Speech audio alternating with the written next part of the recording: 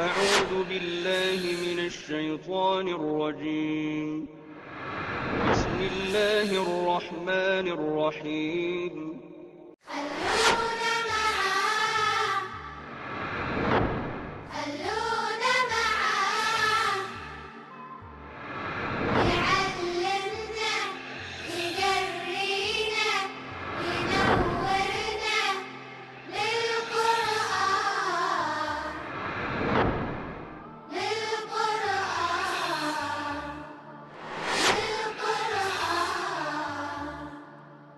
اعوذ باللہ من الشیطان الرجیم. بسم اللہ الرحمن الرحیم. الف لام میم اللہ لا الہ الا هو الحی القیوم نزل علیک الکتاب بالحق مصدقا لما بین یدیہ وانزل التوراة والانجیل من قبل هدى للناس وانزل الفرقان ان الذين كفروا بآيات الله لهم عذاب شديد والله عزيز ذو انتقام. الف لام میم یہ حروف مقطعات ہیں اور سورہ بقرہ کے آغاز میں بھی آئے تھے، یہاں پھر آ رہے ہیں. اللہ لا الہ الا هو الحی القیوم. اللہ وہ ہستی ہے کہ جس کی سوا کوئی معبود نہیں ہے. الحی القیوم وہ از خود زندہ ہے اور پوری کائنات کو تھامے ہوئے ہے. آیت الکرسی کے ضمن میں ان دونوں اسماء کی وضاحت ہو چکی ہے. نزل علیک الکتاب بالحق، اللہ نے تجھ پر اے نبی صلی اللہ علیہ وسلم کتاب اتاری سچ کے ساتھ. مصدق لما بین یدیہ، تصدیق کرتے ہوئے جو اس کے سامنے پہلے سے موجود ہے. وانزل التوراۃ والانجیل، اور اس نے تورات و انجیل بھی نازل فرمائی. من قبل، اس سے پہلے ہدی للناس، لوگوں کے لیے ہدایت بنا کر. وانزل الفرقان، اور اس نے فرقان اتاری. فرقان کہتے ہیں حق و باطل میں امتیاز کرنے والی شے کو. اس سے مراد تورات بھی ہو سکتی ہے، اور اس کے علاوہ اللہ تعالیٰ نے جو بھی حق و باطل کی پہچان کے مختلف چیزیں عطا فرمائی ہیں وہ سب بھی اس سے مراد ہو سکتی ہیں، اس کو اگر اس سے علیحدہ کیا جائے. ان الذین کفروا بآیات اللہ، یقیناً وہ لوگ کہ جو اللہ کی آیات کا انکار کرتے ہیں. لہم عذاب شدید، ان کے لیے ایک سخت عذاب ہے. واللہ عزیز ذو انتقام، اور اللہ زبردست بدلہ لینے والا ہے. یعنی میں نے تھوڑا سا جو پوز کیا ہے یہ اس لیے کیا ہے کہ زبردست بدلہ مراد نہ ہو. اللہ تعالیٰ زبردست بدلہ لینے والا ہے. یہ دو علیحدہ علیحدہ صفات ہیں اللہ تعالیٰ کی. زبردست کے بارے میں بھی یہ بات ذہن میں رہنی چاہیے کہ بار بار آتا ہے. اردو زبان کے محاورے میں زبردست کا مطلب ہے دھونس والا، زبردستی کرنے والا، لیکن اپنے اصل مفہوم کے اعتبار سے یہ بالا دست کے لفظ کے ساتھ اپنا صحیح مفہوم ادا کرتا ہے. اس لیے کہ بالا کے معنی بھی اونچا اور زبر کے معنی بھی اونچا. یعنی زبر اور زیر، زبر اوپر ہوتی ہے نا کسی حرف کے، اور زیر نیچے ہوتی ہے. تو اردو محاورے میں جسے ہم بالا دست کہتے ہیں وہی در حقیقت العزیز کا مفہوم ہے. لیکن چونکہ معنی کے اعتبار سے زبردست کے معنی بھی اصل میں وہی ہیں، لہذا عام طور پر تراجم میں زبردست ترجمہ کیا جاتا ہے. میری زبان پر بھی آتا ہے، لیکن اس سے مراد آل مائٹی ہے. واللہ عزیز، اللہ تعالیٰ آل مائٹی ہے. ذو انتقام، بدلہ لینے والا ہے. ان اللہ لا یخفی علیہ شیء فی الارض ولا فی السماء، بے شک اللہ تعالیٰ پر کوئی شے مخفی نہیں ہے، اللہ تعالیٰ سے چھپی ہوئی نہیں ہے زمین میں اور نہ ہی آسمان میں. هو الذی یصورکم فی الارحام کیف یشاء، وہی تو ہے جو تمہیں شیپ کرتا ہے، یہ تمہیں شکلیں عطا فرماتا ہے ماؤں کے پیٹوں میں جیسے چاہے. اور یہ ہمارا مشاہدہ بھی ہے کہ اللہ تعالیٰ نے ہم میں سے ہر ایک کو جیسی چاہی ہے شکل عطا کی ہے، اور کیسے عطا کی ہے یہ ایک اور کرشمہ ہے. یعنی ہم سب کا چہرہ جو ہے اگر اس کو آپ فوکس کریں تو ایک ماتھے، ایک ٹھوڑی، 2 گالوں، 2 آنکھوں، 2 نتنوں والے ناک اور ایک منہ پر مشتمل ہے، لیکن کانسٹیٹوئنٹس اور کنٹینٹس وہی ہیں، کمپوننٹس وہی ہیں، لیکن ہمارے میں سے 2 افراد کی شکل آپ سے نہیں ملتی. تو یہ کیا ہے؟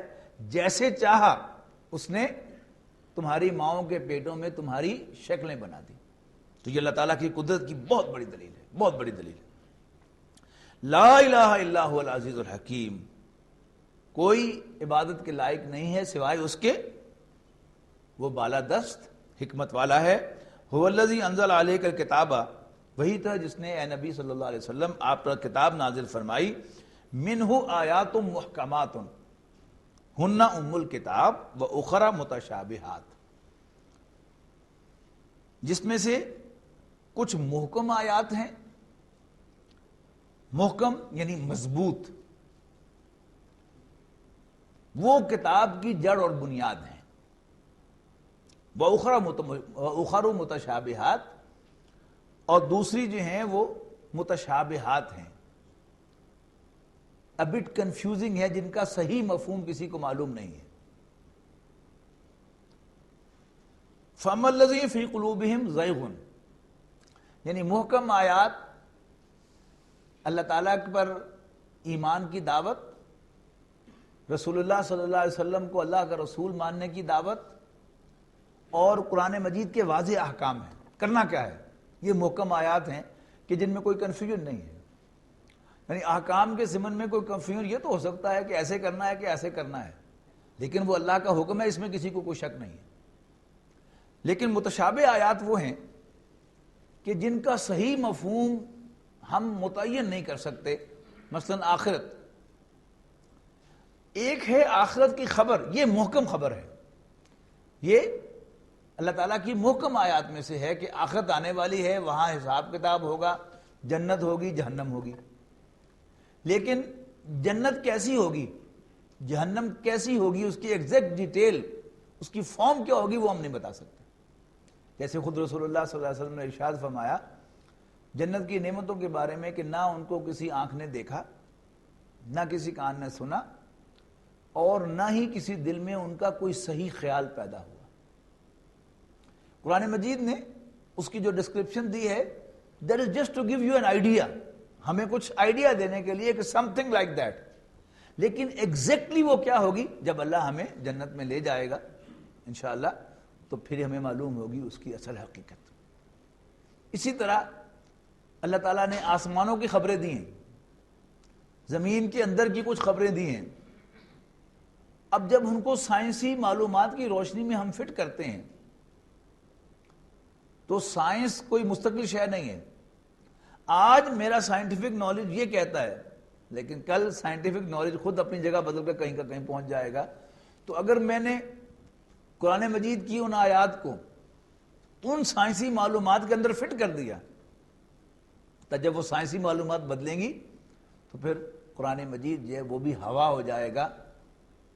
اصل کیا ہے کہ ان کو آیات مشتبہات سمجھا جائے کہ یہ قرآن مجید کی ڈسکرپشن ہے. آج کا ہمارا علم یہ کہتا ہے میں بھی یہ ایسے ہو، اور کل کو ہمارا علم آگے بڑھے تو شاید ہم اس سے بھی کوئی بہتر ایکسپلینیشن کر سکیں.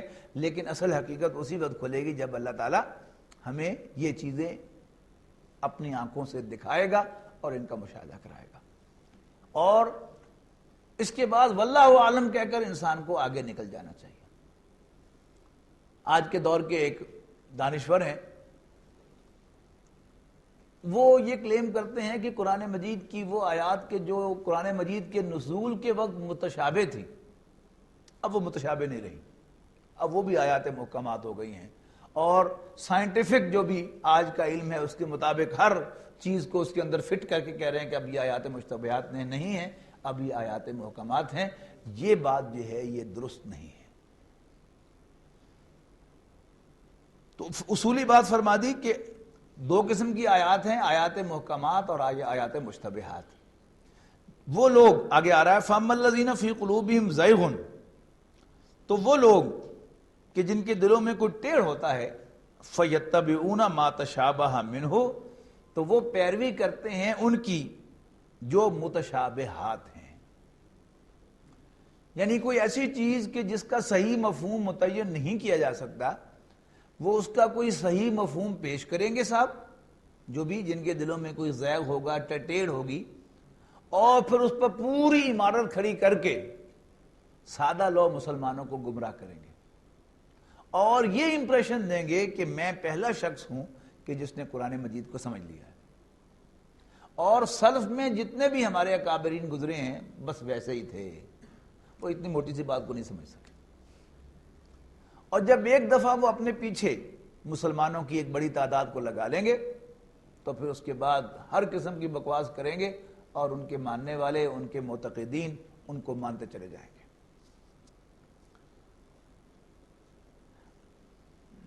فَأَمَّا الَّذِينَ فِي قُلُوبِهِمْ زَيْغٌ فَيَتَّبِعُونَ مَا تَشَابَهَ مِنْهُ ابْتِغَاءَ الْفِتْنَةِ وَابْتِغَاءَ تَأْوِيلِهِ، تو وہ لوگ جن کے دلوں میں ٹیڑھ ہوگا وہ پیروی کریں گے متشابہات کی گمراہی پھیلانے کے لیے اور ان کے مطلب کو معلوم کر کے رہنے کے لیے، یعنی کوئی نہ کوئی تعویل گھڑنے کے لیے۔ وَمَا يَعْلَمُ تَأْوِيلَهُ إِلَّا اللَّهُ، حالانکہ ان کی تعویل، ان کی ایگزیکٹ انٹرپریٹیشن سوائے اللہ کے کسی کو معلوم نہیں ہے۔ وَالرَّاسِخُونَ فِي الْعِلْمِ، جبکہ وہ لوگ کہ جو علم میں رسوخ رکھتے ہیں، یعنی یہ نہیں کہا کہ جن کی معلومات بہت زیادہ یہ بہت بڑے علامے، جو یہ نہیں کہا جو بہت بڑے علامے ہیں، نہیں، جو those who are sound in knowledge، جن کا علم جو ہے وہ میچور ہے، ساؤنڈ ہے، ان کا طرز عمل کیا ہے؟ یقولون آمنا بہ، وہ یہ کہتے ہیں کہ ہم اس پر ایمان لاتے ہیں، کیونکہ قرآن مجید میں لکھی ہوئی ہے تو ہم اس کو مانتے ہیں۔ مثلا قرآن مجید میں کہا گیا کہ آسمان میں برج ہیں، آسمان میں دروازے ہیں۔ اب آج تک ہماری سائنس بھی نہ آسمان کا کوئی دروازہ کھولنا تو بہت دور کی بات ہے، اس کو دیکھ بھی نہیں سکی، بلکہ سائنس بیچاری تو بھی آسمان کی حقیقت کو بھی جان سکی کہ آسمان کتنا اونچا ہے۔ ان کے سارے سیارے اور سارے سیٹلائٹس جو ہیں وہ اپنی ساری رفتاروں کے باوجود کہاں تک گئے ہیں؟ آسمان تک تو نہیں پہنچے، آسمان تو پھر ان کے اوپر ہی ہے۔ تو ابھی سائنس ہماری جو ہے وہ آسمان کو نہیں دیکھ سکی، آسمان تک نہیں پہنچ سکی، تو ساتوں آسمان تک کیسے پہنچے گی؟ اور پھر آسمان میں دروازے کیسے تلاش کرے گی؟ آسمان میں برج کیسے تلاش کرے گی؟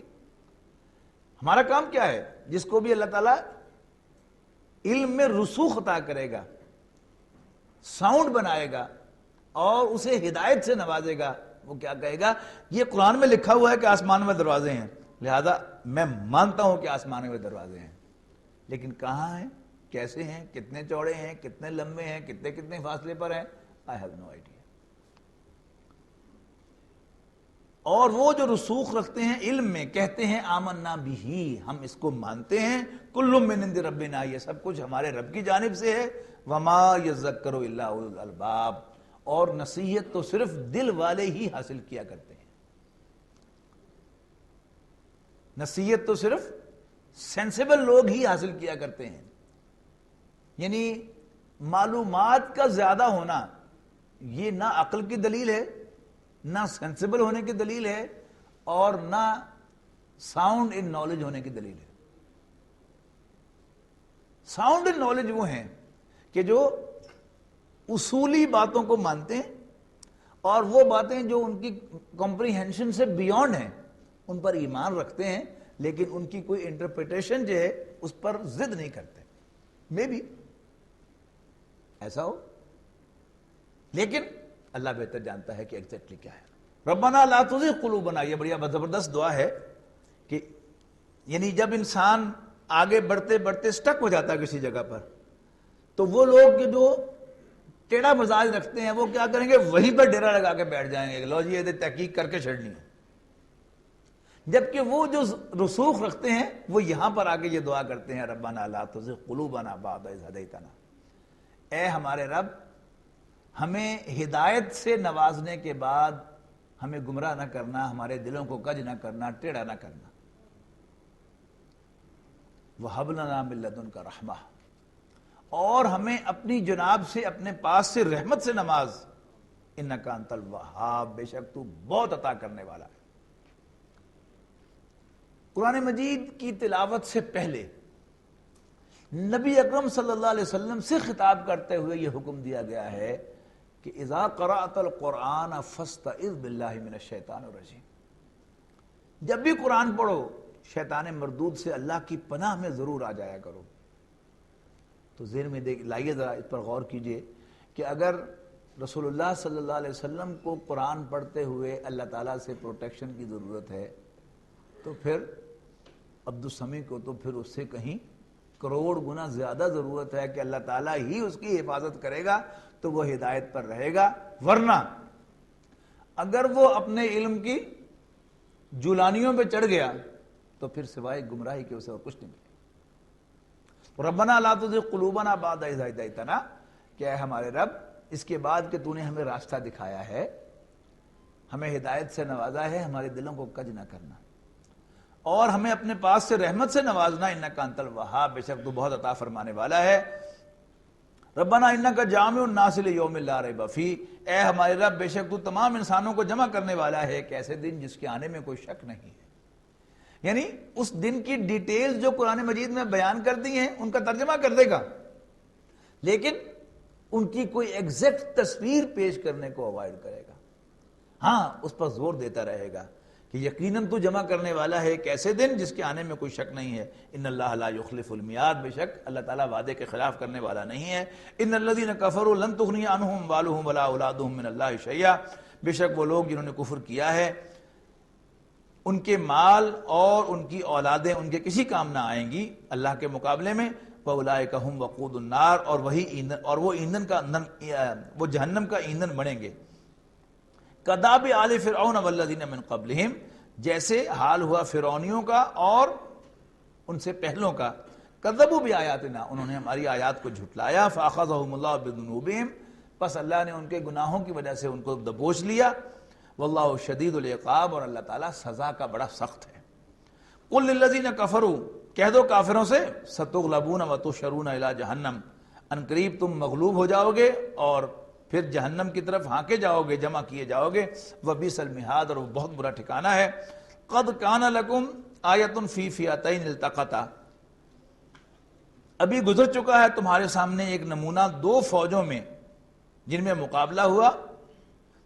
فئۃ تقاتل فی سبیل اللہ، ایک فوج لڑ رہی تھی اللہ کے راستے میں، وَأُخْرَى کافرۃ، اور دوسری کافر تھی، یرونہم مثلیہم رأی العین، اور یہ ان کو اپنے سے دگنا دیکھتے تھے سری آنکھوں کے ساتھ۔ واللہ یؤید بنصرہ من یشاء، اور اللہ تعالیٰ جسے چاہتا ہے اس کی تائید فرماتا ہے اپنی مدد سے۔ ان فی ذلک لعبرۃ لأولی الابصار، یقیناً اس میں عبرت ہے۔ عین با را کا مادہ آتا ہے، اس سے عبور کرنا بنا ہے، یعنی انسان ایک کونے پر کھڑا ہے اور پھر اب عبور کر کے دوسری طرف جاتا ہے۔ عبرت کیا ہے کہ اس نے ایک کنارے پر کھڑے ہوئے کسی دوسرے کو دیکھ کر اس سے نصیحت حاصل کر لی، یہ کیا ہے؟ عبرت حاصل کرنا ہے۔ فرمایا ان فی ذالک، یقیناً اس میں عبرت ہے، سبق ہے ان لوگوں کے لیے کہ جو آنکھوں والے ہیں، جو دیکھنا چاہتے ہیں۔ بڑی زبردست آیت آ رہی ہے۔ زُيِّنَ لِلنَّاسِ حُبُّ الشَّهَوَاتِ مِنَ النِّسَاءِ وَالْبَنِينَ وَالْقَنَاطِيرِ الْمُقَنطَرَةِ مِنَ الذَّهَبِ وَالْفِضَّةِ وَالْخَيْلِ الْمُسَوَّمَةِ وَالْأَنْعَامِ وَالْحَرْثِ ذَلِكَ مَتَاعُ الْحَيَاةِ الدُّنْيَا وَاللَّهُ عِندَهُ حُسْنُ الْمَآبِ۔ قرآن مجید کی وہ آیات جنہیں پڑھ کر انسان کو یقین آ جاتا ہے کہ یہ واقعی اس کے خالق کا کلام ہے، ان آیات میں سے ایک آیت جو ہے وہ یہ ہے۔ دیکھیے انسان کی تخلیق پر بھی بے شمار دانشوروں نے، سائنسدانوں نے غور کیا ہے، اور انسان کی نیچر، اس کے جذبات، اس کی دلچسپیاں، اس کی محبتیں، اس کی آئیڈیلز، اس کو بھی کوریدنے کی بے شمار ماہرین نفسیات نے کوشش کی ہے۔ یہ مارکس ہو، فرائیڈ ہو، ایڈلر ہو، یہ جتنے بڑے بڑے ماہرین نفسیات اور فلسفی ہیں، کیا کیا انہوں نے؟ یہی جانچنے کی کوشش کی ہے، دیکھنے کی کوشش کی ہے، ڈھونڈنے کی کوشش کی ہے کہ انسان کا آئیڈیل کیا ہے، انسان کس چیز پر مرتا ہے۔ اور کیا کیا کمال دکھایا انہوں نے، یعنی ایک ایک چیز میں آگے پھنس کے رہ گئے. مارکس جو ہے وہ پیٹ میں آگے پھنس گیا کہ بس انسان جو ہے وہ پیٹ کا بندہ ہے. فرائڈ جو ہے وہ سیکس میں آگے پھنس گیا کہ انسان جو ہے وہ سیکس کا بندہ ہے. کوئی جو ہے وہ اس میں آگے پھنس گیا کہ بس انسان جو ہے وہ تو لسٹ آف پاور کا بندہ ہے، یعنی لوگوں پر ڈومینیٹ کرنے کی خواہش جو ہے وہ اس کے اوپر حاوی ہے. حالانکہ حقیقت کیا ہے؟ یہ ساری جو ہیں یہ انسان کی کمزوریوں میں سے ہیں. لیکن انسان کی اصل تصویر کیا ہے؟ کون سی خواہش ان میں سے آگے ہے، کون سی خواہش پیچھے ہے؟ یہ اگر جاننا ہو تو قرآن مجید کی یہ آیہ مبارکہ جو ہے یہ کسی انسان کے لیے بہترین رہنمائی ہے. اس میں 6 چیزوں کا ذکر ہے، اور جس آرڈر میں ذکر ہے، جس ترتیب کے ساتھ ان کو بیان کیا گیا ہے، اگر آپ اپنے گرد و نواح میں نظر گھما کر دیکھیں تو انسانوں کی موومنٹ جو ہیں وہ انہی کے لیے ہیں، اسی آرڈر کے ساتھ. ارشاد ہوا اعوذ باللہ من الشیطان الرجیم زُیِّنَ لِلنَّاسِ حُبُّ الشَّہَوَاتِ، لوگوں کے لیے پرکشش بنائی گئیں خواہشات کی محبتیں، من النساء، عورتوں سے. اس سے ثابت ہوا کہ یہاں پر جو ناس ہے اس سے مراد مرد ہیں. یعنی اگر یہاں کامن ہوتا مردوں اور عورتوں کے لیے تو ازواج آتا، اس لیے کہ زوج کے لفظی معنی جو ہیں وہ کمپلیمنٹری کے ہیں، سپاؤس، تو اس کا اطلاق دونوں پر ہو سکتا تھا. لیکن چونکہ یہاں تعین کے ساتھ نساء کہا ہے، لہذا یہاں پر الناس سے مراد، ترجمہ تو لوگ کیا جاتا ہے لیکن مراد کیا ہے؟ مرد. تو میں اسی حساب سے ترجمہ کرنے لگا ہوں. مردوں کے لیے پرکشش بنائی گئی ہیں ان کی خواہشات کی محبتیں، جو خواہشات انہیں لاحق ہیں. نمبر 1 من النساء، عورتوں سے. اب یہاں جتنے بھی مرد ہم سب بیٹھے ہیں، ہم سب جو ہیں وہ اپنے گریبانوں میں بھی جھانکیں اور اپنے گرد و نواح کو بھی ذرا نوٹ کریں تو کیا یہ حقیقت نہیں ہے کہ مرد کی سب سے زیادہ دلچسپی کی چیز کیا ہے؟ عورت. مرد کی سب سے زیادہ موومنٹ جو ہیں وہ وومن اورینٹڈ ہوتی ہیں. یعنی ایک عورت جو ہے وہ اس کو کبھی پہچان ہی نہیں سکتی، اس کی حقیقت کو جان ہی نہیں سکتی. شی ہیز نو آئیڈیا کہ مرد کے دل میں اس کے لیے کیا جذبات ہیں. لیکن ایک مرد اس کو اپریشیٹ کر سکتا ہے کہ واقعی قرآن مجید نے ایک بہت بڑی حقیقت کو یہاں پر بیان کیا ہے کہ سب سے زیادہ پرکشش چیز اللہ نے جو مرد کے لیے بنائی ہے وہ کیا ہے؟ عورت ہے. نمبر 2 کیا ہے؟ والبنین، اور بیٹے. دوسرے نمبر پر مرد کی ساری جو موومنٹ ہے، اس کی دوڑ دھوپ، محنت، کوشش، وہ کس کے لیے؟ بیٹوں کے لیے. نمبر 3 والقناطیر المقنطرۃ من الذهب والفضہ، اور سونے اور چاندی کے ڈھیر. آج کی زبان میں کیا کہیں گے؟ مال و دولت، بینک بیلنس. یہ بھی ہمارا ویک پوائنٹ ہے کہ نہیں ہے؟ اس کے بعد فرمایا والخیل المسومہ، نشان زدہ گھوڑے. نشان زدہ سے مراد کیا ہے؟ برانڈڈ. ایک ہے مطلقاً گھوڑا، ایک ہے عمدہ نسل کا گھوڑا. مرد کا ویک پوائنٹ کیا ہے؟ آج کی زبان میں گھوڑا کیا ہے؟ بنیادی طور پر سواری ہے. آج جو ہے سواری تو ضرورت ہے، لیکن مرد کی کمزوری کیا ہے؟ Branded ride. یعنی اگر اس کے پاس مہران ہو تو سوئفٹ کو جی چاہتا ہے، سوئفٹ ہو تو کرولا کے لیے جی چاہتا ہے، کرولا ہو تو ہونڈا ایکارڈ کا جی چاہتا ہے، and so on so forth. یعنی برانڈ جو ہے اس سے انسان کی کشش جو ہے اللہ تعالیٰ نے انسان کے اندر رکھی ہے کہ لسٹ آف برانڈ جو ہے اپنی سواری کے سلسلے میں اس کے اندر پائی جاتی ہے. آخر میں جب وہ بوڑھا ہو جاتا ہے، خواہ اس کا تعلق زمینداروں سے ہو یا انڈسٹریلسٹ سے ہو، تو بڑھاپے کی اس کی دلچسپی کیا ہوتی ہے؟ والانعام والحرث، مویشی اور کھیتی. اب چل جائیں کسی علاقے میں تو وہاں آپ کو فارمز ملیں گے کس کے؟ انڈسٹریلسٹ کے. یعنی زمیندار تو ہوتا ہی شروع سے زمیندار ہے، اس کی دلچسپی تو شروع سے ہوتی ہے، مال مویشی اور کھیتی.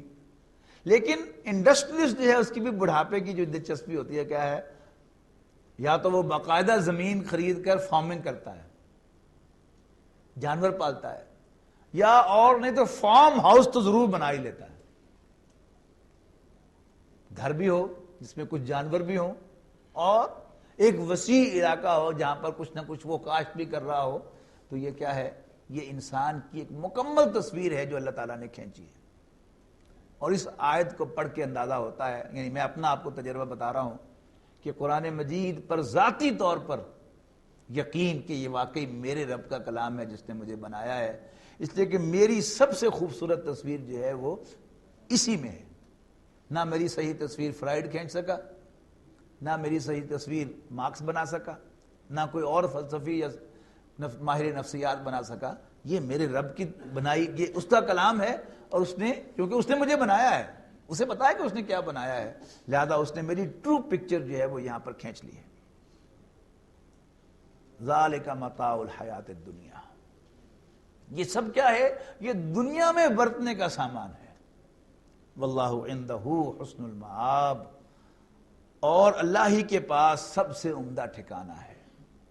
قل انبئکم بخیر من ذالکم، کہو کیا ہم تمہیں بتائیں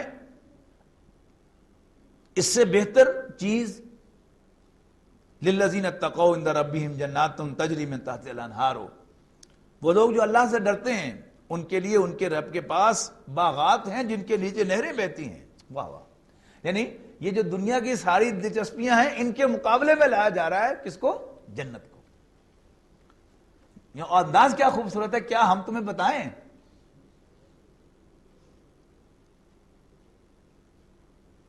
بخیر من ذالکم، اس سے بہتر، اور وہ کیا ہے، اللہ سے ڈرنے والوں کے لیے ان کے رب کے پاس باغات ہیں تجری من تحتہا الانہار، جن کے نیچے نہریں بہتی ہیں، خالدین فیہا، وہ ان میں ہمیشہ ہمیش رہیں گے. وازواج مطہرۃ ورضوان من اللہ، اور وہاں پاکیزہ عورتیں ہوں گی، ورضوان من اللہ، اور سب سے بڑھ کر اللہ کی رضا. یعنی کسی بھی غلام کے لیے سب سے بڑی اچیومنٹ کیا ہوتی ہے، اس کے آقا کا یہ انعام اس کے لیے کہ میں تم سے راضی ہوں. تو جنت کی جو نعمتیں قرآن مجید نے بیان کی ہیں یہ دو سطحوں پر ہیں.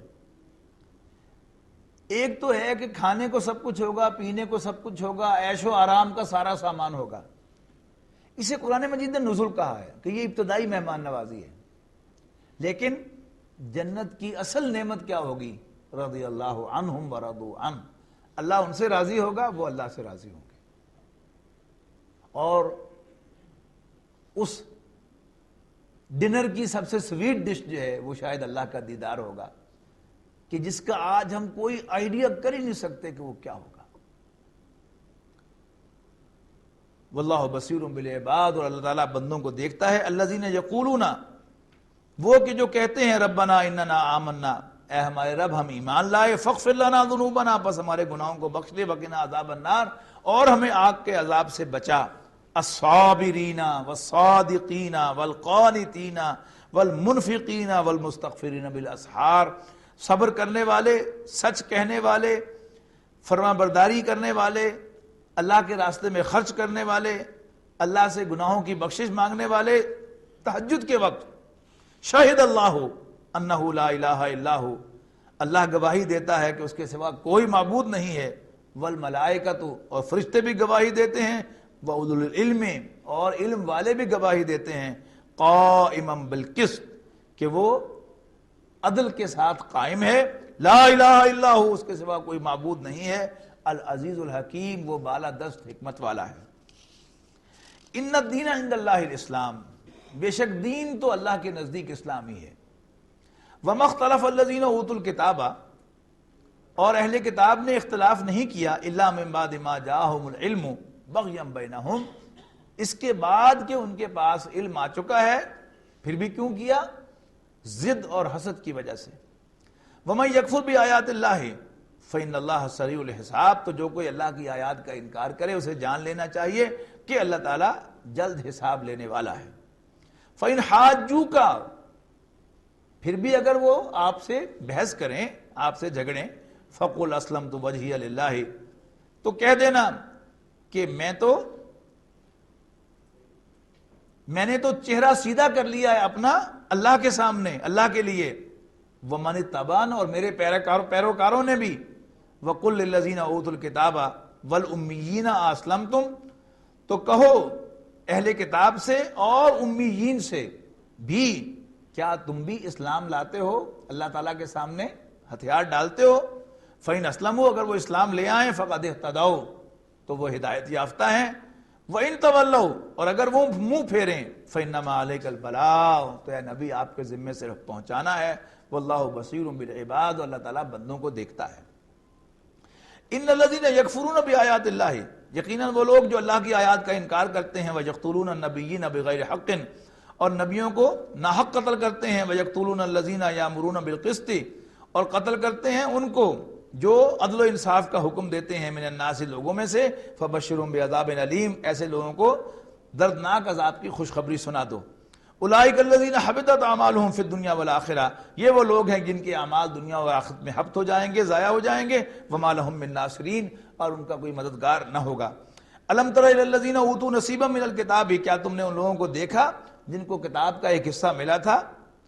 یدعون الی کتاب اللہ، وہ بلائے جاتے ہیں اللہ کی کتاب کی طرف، لیحکم بینہم، کہ ان کے درمیان فیصلہ کیا جائے، ثم یتولی فریق منہم وہم معرضون، اور پھر ان میں سے بعض منہ پھیر لیتے ہیں اور اس سے بے پرواہی برتتے ہیں، تغافل کا مظاہرہ کرتے ہیں۔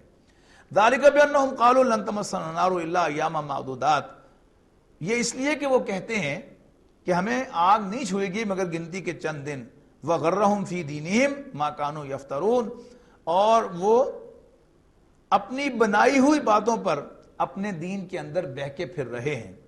فَكَيْفَ إِذَا جَمَعْنَاهُمْ لِيَوْمٍ لَا رَيْبَ فِيهِ، پس کیا حال ہوگا جب ہم جمع کریں گے ان سب کو ایک ایسے دن کہ جس کے آنے میں کوئی شک نہیں ہے۔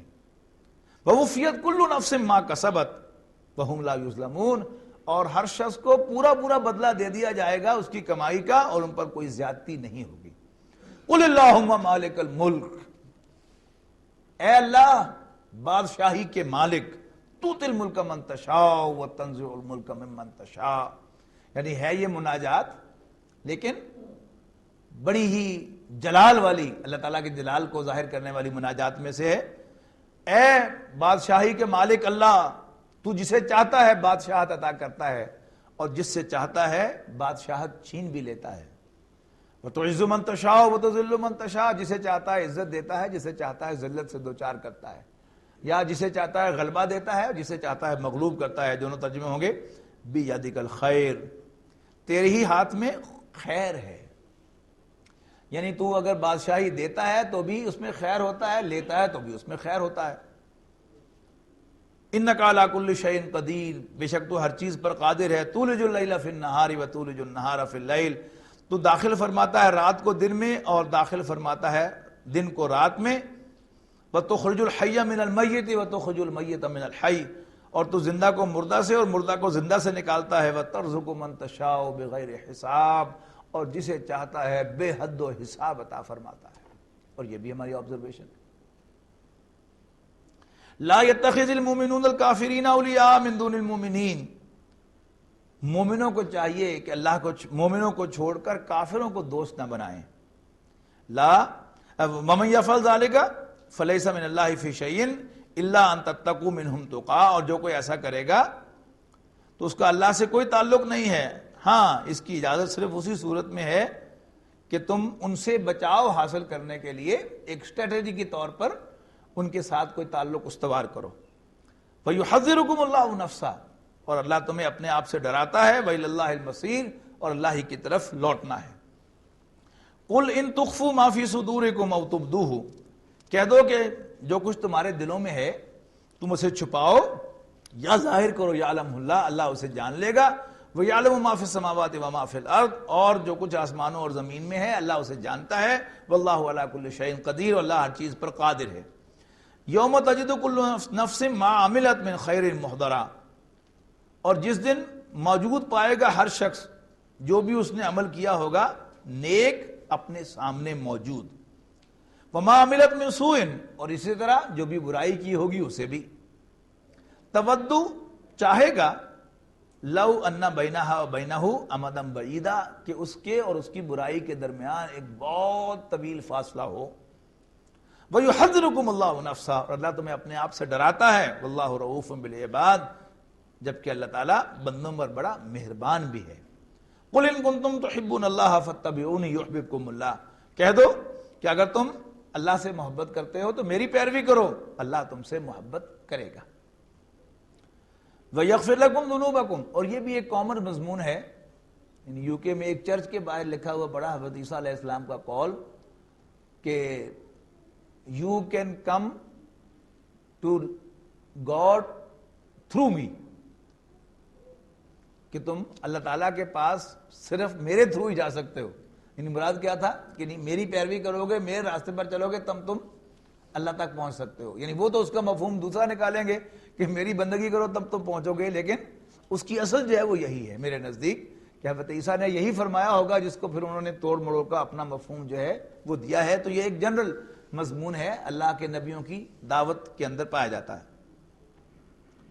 وَيَغْفِرْ لَكُمْ ذُنُوبَكُمْ، اللہ تم سے محبت کرے گا اور تمہارے گناہوں کو بخش دے گا. واللہ غفور الرحیم، اور اللہ بخشنے والا مہربان ہے.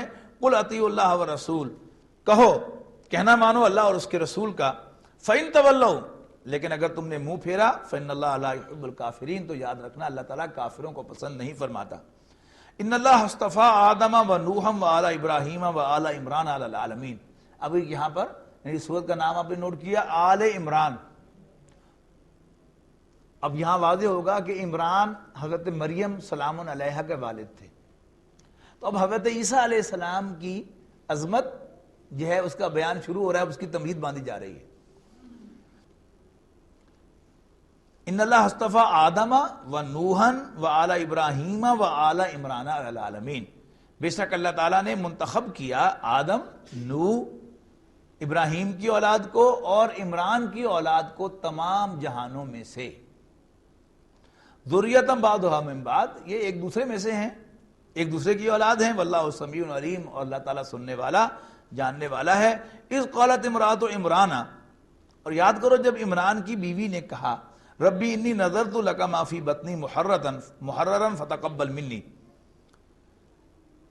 کہ اے اللہ، اے میرے رب، میں نظر کرتی ہوں تیری اس کو جو میرے پیٹ میں ہے، محررن آزاد کرتے ہوئے، فتقبل منی، پس اسے میری طرف سے قبول فرما. یہ آزاد کرتے ہوئے جو ہے اس کا مطلب یہ ہے کہ میں اسے دنیا کے جھمیلوں سے آزاد رکھوں گی. یہ کانسیپٹ ہے وقف کا، کہ اپنی اولاد کو میں سے کسی کو وقف کر دینا اللہ کے دین کے لیے. ہمارے استاد جن سے ہم نے قرآن اکیڈمی لاہور میں دینی علوم پڑھے تھے، مولانا الطاف الرحمن بنوی صاحب، ان کے والد بھی ایک بہت بڑے عالم تھے. وہ بتایا کرتے تھے کہ میرے والد نے مجھے کہا کہ میں نے تمہاری کمائی نہیں کھانی. مراد کیا تھی؟ کہ میں نے تمہیں دین کے لیے وقف کیا ہے، تم دین کی تعلیم حاصل کرو، دین کی خدمت کرو، میں تم سے کوئی معاشی بینیفٹ نہیں لے رہا، میں تمہیں یعنی معاشی جو بھی جد و جہد ہے اس سے آزاد دیکھنا چاہتا ہوں. تو حضرت مریم کی والدہ نے بھی جب وہ حاملہ تھی حضرت مریم کے لیے، تو اللہ تعالیٰ سے دعا کی کہ میرے پیٹ میں جو بچہ ہے میں اس کو بھی تیری نظر کرتی ہوں محررن، آزاد کرتے ہوئے دنیا کے جھمیلوں سے. یعنی وہ اللہ کے دین کے لیے اور ہیکل کی خدمت کے لیے وقف ہوگا. فتقبل منی، پس تو میری طرف سے یہ نذرانہ قبول فرما. انک انت السمیع العلیم، بے شک تو سننے والا جاننے والا ہے.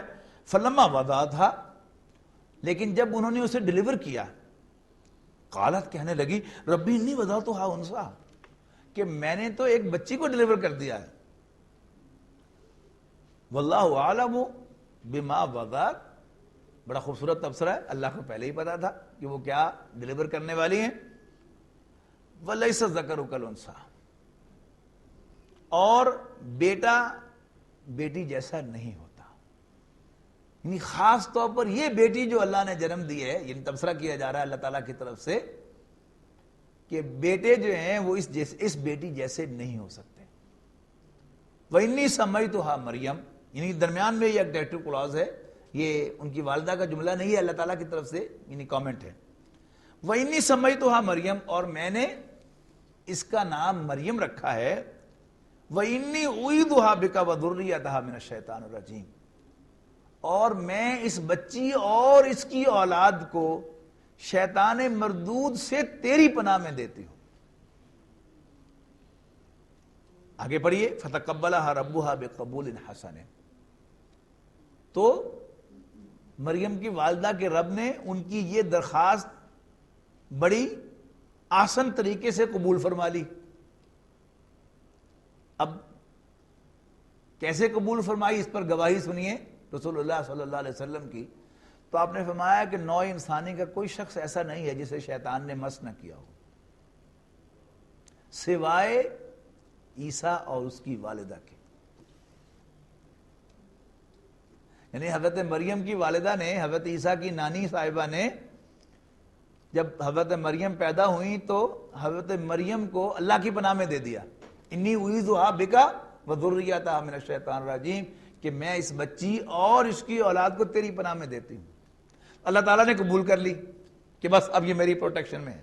تو رسول اللہ صلی اللہ علیہ وسلم گواہی دے رہے ہیں کہ شیطان ان دونوں کو ٹچ بھی نہیں کر سکا۔ وَأَنبَتَهَا نَبَاتًا حَسَنًا، اور انہیں پروان چڑھایا بہت اچھی طرح سے، وَكَفَّلَهَا زَكَرِيَّا، اور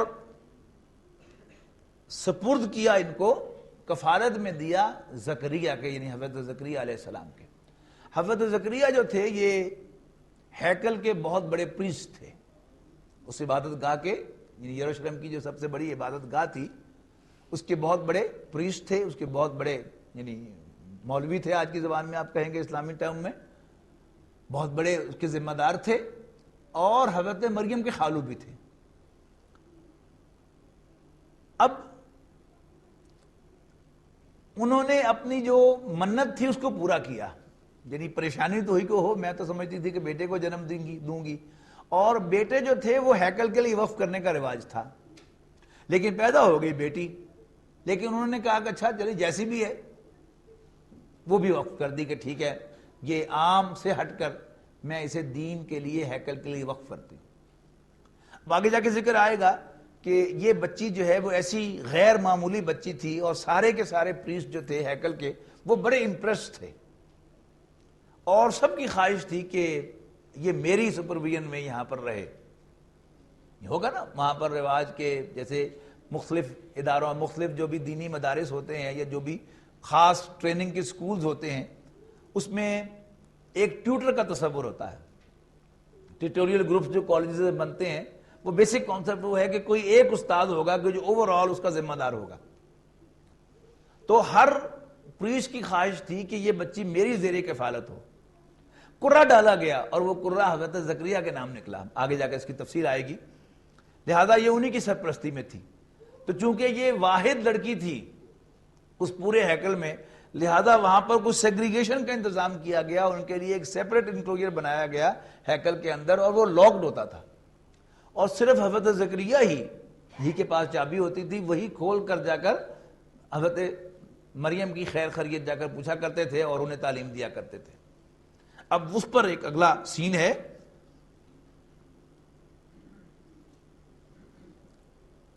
کلما دخل علیہا زکریہ المحراب وجد عندہا رزقا، ہر مرتبہ جب حضرت زکریہ ان کے اس پرائیویٹ چیمبر کے اندر تشریف لے جاتے تو ان کے پاس تازہ پھل پاتے، رزق پاتے، یعنی تازہ پھل پاتے۔ قالا، کہنے لگے، یا مریم انا لک ھذا، مریم یہ سب کچھ تمہارے پاس کہاں سے آ جاتا ہے؟ انا جو ہے اس کے دو ترجمے ہیں، کہاں سے بھی اور کیوں کر بھی۔ ہاؤ کم یہ سب کچھ تمہارے پاس آ جاتا ہے، یعنی لاک ہونے کے باوجود، یا کہاں سے آ جاتا ہے یہ تمہارے پاس؟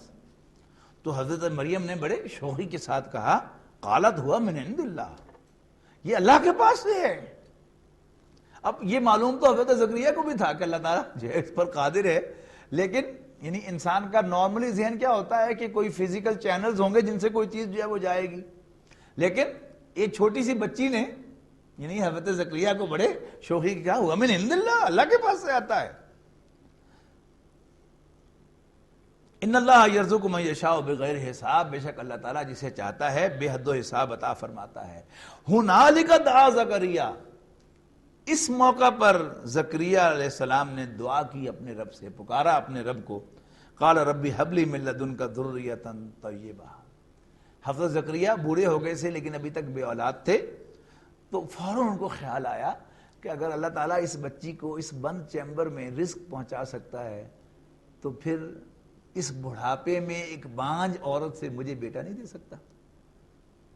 فوراً دعا کر دی، درخواست ڈال دی اپنی بھی، ربی حب لی من لدنک ذریۃ طیبہ، ربا مجھے بھی اپنے پاس سے ایک پاکیزہ اولاد عطا کر دے، انک سمیع الدعاء، بے شک تو دعا کا سننے والا ہے۔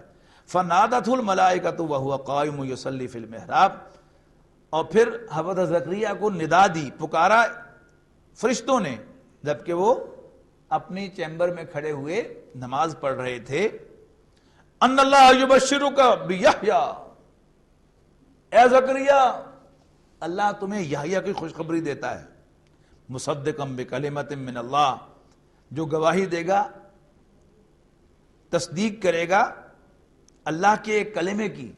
اب کلمت اللہ کون ہے؟ حضرت عیسیٰ علیہ السلام۔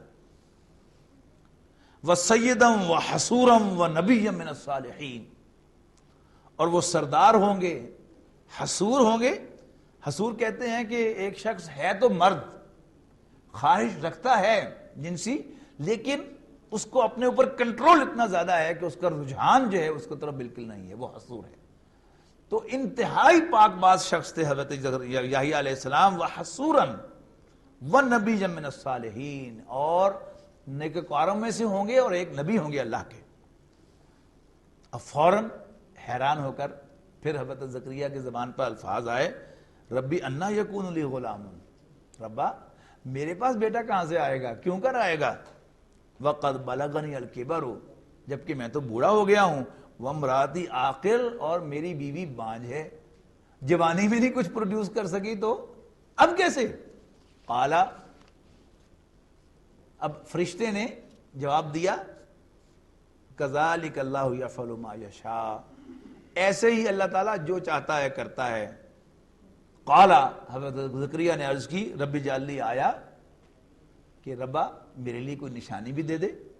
قالا آیتک اللہ تکلم الناس، فرمایا تیرے لیے نشانی یہ ہے کہ تو لوگوں کے ساتھ کلام نہ کر سکے گا، ثلاثۃ ایام، 3 دن تک، الا رمزا، سوائے اشاروں کے۔ وَاذْكُرْ رَبَّكَ كَثِيرًا وَسَبِّحْ بِالْعَشِيِّ وَالْإِبْكَارِ، اور اپنے رب کو یاد کر اور اس کی تسبیح کر صبح اور شام۔ وَإِذْ قَالَتِ الْمَلَائِكَةُ يَا مَرْيَمَ، اب اگلا سین ہے، یعنی جب حضرت مریم کے پاس پھل آ رہے ہیں اور حضرت زکریا پوچھ رہے ہیں کہ یہ کہاں سے آتا ہے، تو بڑی شوخی سے کہتی ہیں ہوا من عند اللہ، اللہ کے پاس سے آتا ہے۔ اور جب حضرت جبریل نے آ کر خوشخبری دے دی کہ تمہارے ہاں بغیر شادی کی اولاد ہوگی، تو پھر جو پاؤں سے زمین نکلی حضرت مریم کے، اب وہ آگے آ رہی ہے۔ اب یہ جو حضرت مریم کے ہاں حضرت عیسیٰ کی ولادت کی تمہید کیا ہے؟ حضرت زکریا۔ مزے کی بات یہ ہے کہ یہ بات جو ہے وہ عیسائیوں یہودیوں کے ہاں ایگریڈ اپون ہے کہ حضرت یحییٰ علیہ السلام پیدا ہوئے بڑھاپے میں، جبکہ ان کی بیوی بانجھ تھی حضرت زکریا کی، لیکن ہو گئے، اس پر سب کو اتفاق ہے۔ لیکن حضرت عیسیٰ بن باپ کے پیدا ہو گئے، یہ کسی کی سمجھ میں نہیں آتا۔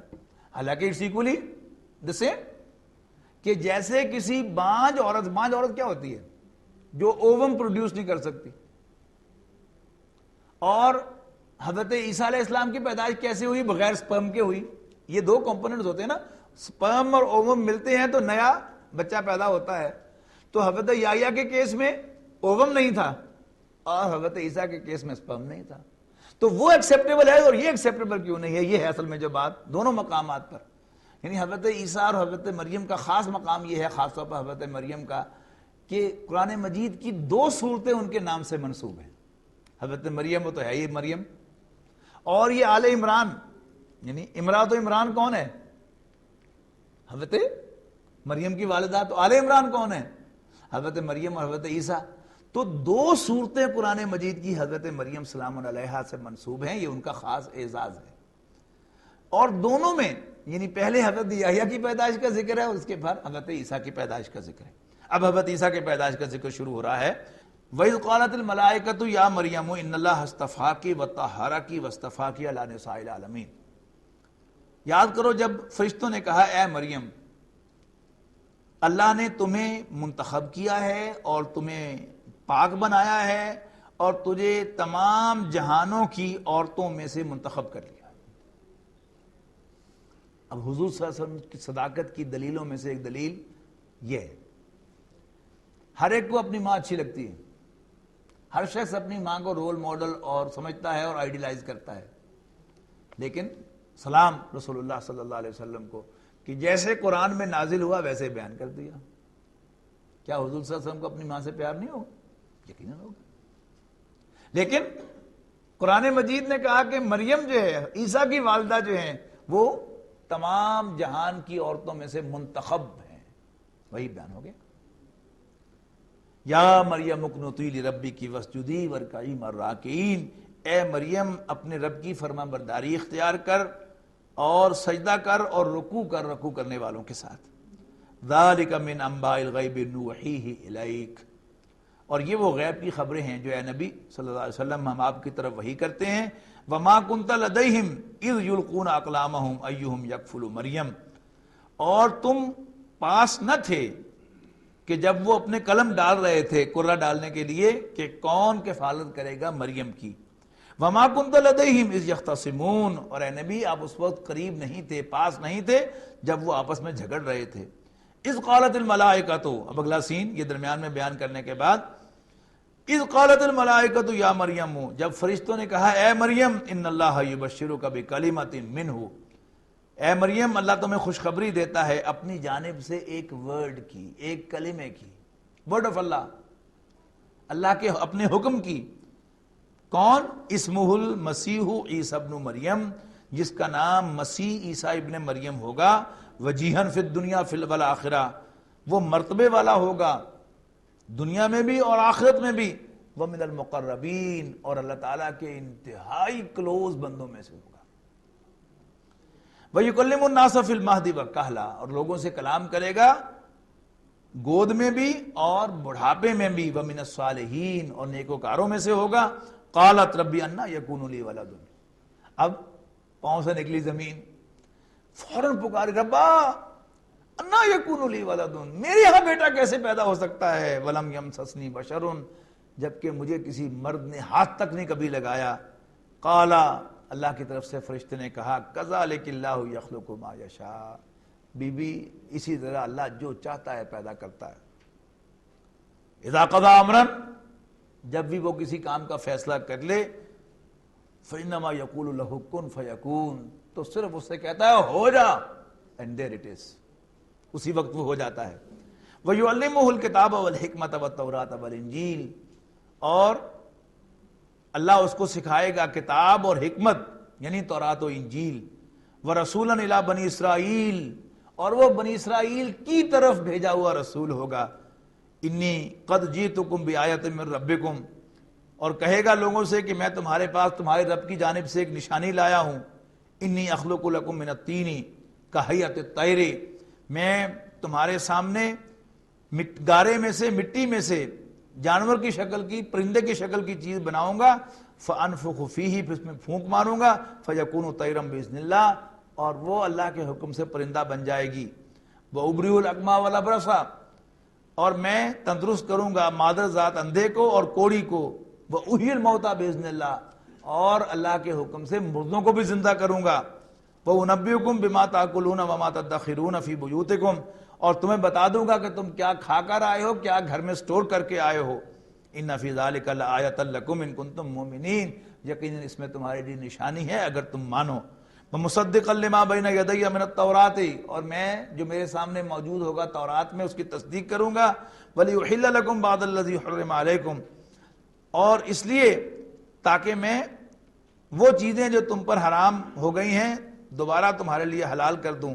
وجئتکم بآیۃ من ربکم، اور میں تمہارے پاس تمہارے رب کی جانب سے ایک نشانی لایا ہوں۔ فاتقوا اللہ واطیعون، پس اللہ سے ڈرو اور میرا کہنا مانو۔ ان اللہ ربی و ربکم، بے شک اللہ میرا بھی رب ہے اور تمہارا بھی، فَاعْبُدُوهُ پس اسی کی عبادت کرو، اسی کے بندے بنو، ھذا صراط مستقیم یہ ہے سیدھا راستہ۔ فَلَمَّا أَحَسَّ عِیسیٰ مِنْهُمُ الْكُفْرَ اور جب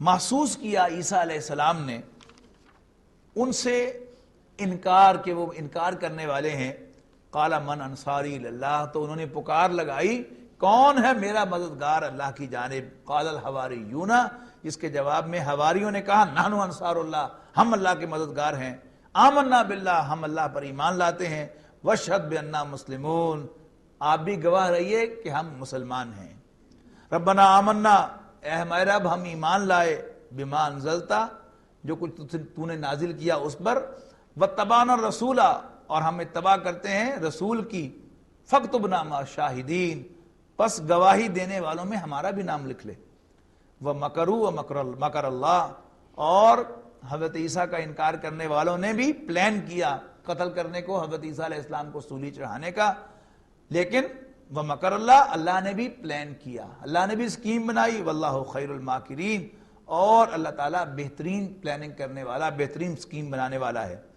اذ قال اللہ یا عیسیٰ انی متوفیک ورافعک الیہ یاد کرو جب اللہ نے فرمایا اے عیسیٰ میں تمہیں پورا لے لینے والا، ورافعک اور اٹھا لینے والا ہوں الیہ اپنی جانب، ومطہرک من الذین کفروا اور تجھے پاک کر دینے والا ہوں کافروں سے ان کی حرکتوں سے، وجاعل الذین اتبعوک فوق الذین کفروا الی یوم القیامہ اور تیرا انکار کرنے والوں پر تیرے ماننے والوں کو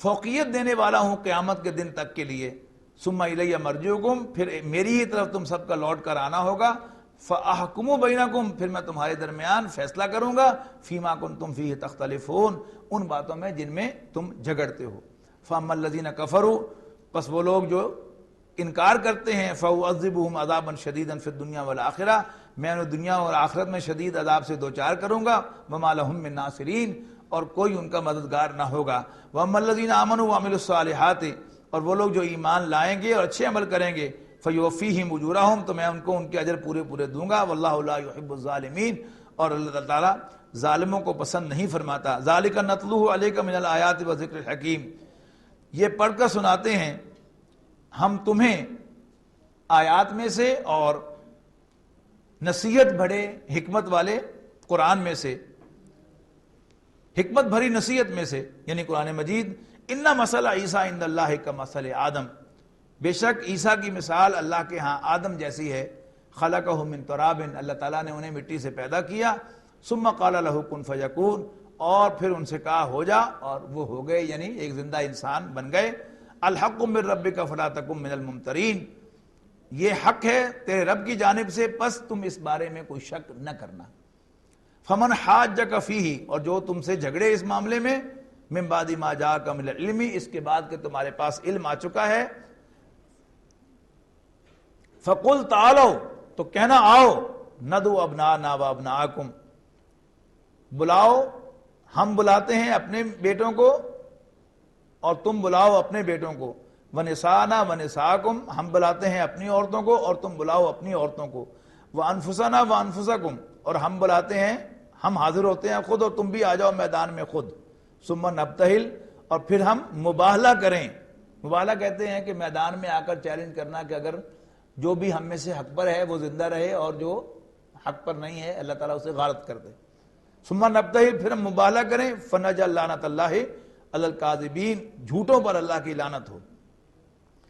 یہ اصل میں نجران سے ایک وفد آیا تھا عیسائیوں کا حضور صلی اللہ علیہ وسلم سے بحث و مباحثہ کرنے کے لیے حضرت عیسیٰ علیہ السلام سے، تو جب وہ وفد آ رہا تھا حضور صلی اللہ علیہ وسلم سے ملاقات کرنے کے لیے اس نے کچھ دن قیام کیا مدینہ منورہ میں اور حضور صلی اللہ علیہ وسلم سے آ کر اس معاملے میں بحث مباحثہ کیا، تو ان کے اس یعنی مباحثے کے لیے اللہ تعالیٰ نے رسول اللہ صلی اللہ علیہ وسلم کو مسلح کیا حضرت عیسیٰ علیہ السلام کے بارے میں معلومات سے، تو یہ ہے اصل میں وہ آیات۔ اب آخر میں اس کا ذکر آ رہا ہے پھر بھی اگر نہ مانے تو پھر تم انہیں چیلنج کر دینا مباہلہ کا، تو حضور صلی اللہ علیہ وسلم نے چیلنج کیا اور وہ راتوں رات وہ بھاگ گئے اور میدان میں آئے ہی نہیں اور مباہلہ ہوا ہی نہیں۔ ان ھذا لہو القصص الحق، بے شک یہی سچی بات ہے، وما من الہ الا اللہ، اور اللہ کے سوا کوئی الہ نہیں ہے، وان اللہ لہو العزیز الحکیم، اور بے شک اللہ تعالیٰ زبردست حکمت والا ہے۔ فإن تولوا، پھر اگر وہ منہ موڑیں، فإن اللہ علیم بالمفسدین، تو اللہ تعالیٰ فساد کرنے والوں سے خوب واقف ہے۔ بارک اللہ لی ولکم فی القرآن العظیم ونفعنی وإیاکم بالآیات والذکر الحکیم۔